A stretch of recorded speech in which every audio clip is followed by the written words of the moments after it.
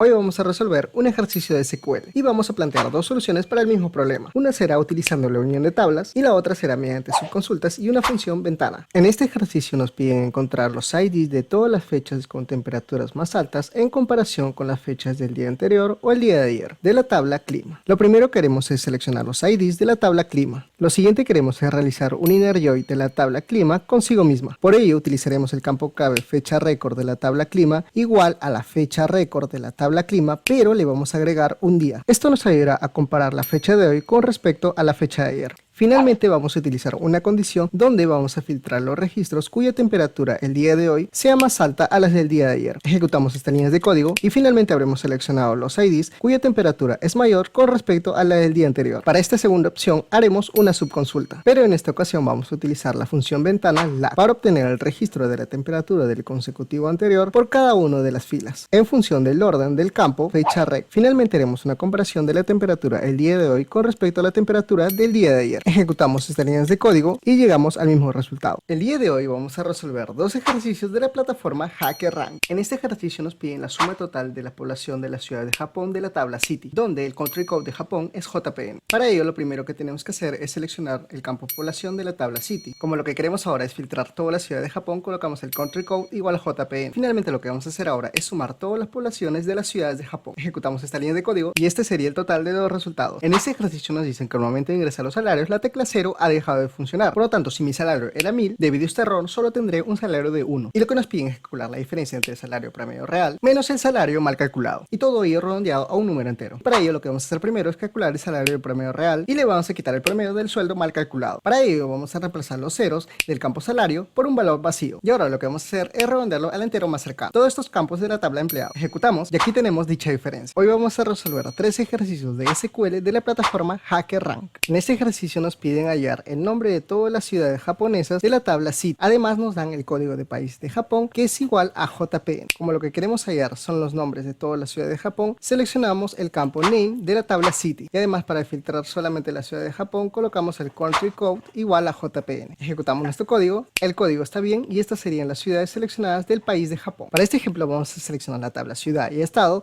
de la tabla estación. Así que de acuerdo a lo que nos han pedido solamente seleccionamos la ciudad y el estado de la tabla estación. Corremos esta línea de código y nos dicen que todo está bien y esto sería la ciudad y el estado de la tabla estación. En este último ejercicio nos piden el nombre de todas las ciudades cuyo ID sea par, pero además nos piden excluir los duplicados de la respuesta. Para ello vamos a seleccionar el campo city y utilizaremos la cláusula distinto para que no nos dé valores duplicados. Y además utilizaremos la función mod para que nos dé los valores pares del ID. Y estas serían las ciudades de acuerdo a lo solicitado. Hoy vamos a resolver un ejercicio de SQL y también vamos a aprender cómo unir dos tablas utilizando el comando inner join. Para este ejemplo tenemos las tablas ciudad y país y nos piden el nombre de todos los continentes y sus respectivas poblaciones promedio de ciudades redondeadas al número entero.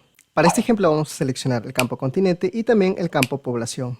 El campo población pertenece a la tabla ciudad, mientras que el campo continente pertenece a la tabla país. Y para hacer dicha unión utilizaremos inner join y haremos la unión mediante la columna country code de la tabla ciudad y el campo code de la tabla país. Y finalmente haremos una agrupación por el campo continente. Ejecutamos esta línea de código y estos serían los continentes con sus respectivas poblaciones promedio. Hoy vamos a resolver un ejercicio de SQL en la plataforma LeetCode, donde vamos a ver temas de unión de tablas y también de subconsultas. Lo que nos piden es encontrar los empleados que tengan el salario más alto en cada uno de los departamentos. Para ello tenemos dos tablas, la de empleados y la de departamento. Lo primero que haremos es seleccionar los campos. En este caso sería nombre de departamento, nombre de los empleados y sus salarios respectivos. Luego lo que haremos es un inner join para intersectar las tablas de empleados y también la de departamento. Y haremos esa intersección por medio del campo clave ID departamento de la tabla empleados y ID de la tabla departamento. Y finalmente lo que haremos es una subconsulta para poder identificar los salarios máximos de cada uno de los departamentos. Y el resultado de esta subconsulta es un listado, el cual vamos a seleccionar por medio de la cláusula in. Ejecutamos estas líneas de código y vemos que nos ha seleccionado todos los empleados con sus respectivos departamentos,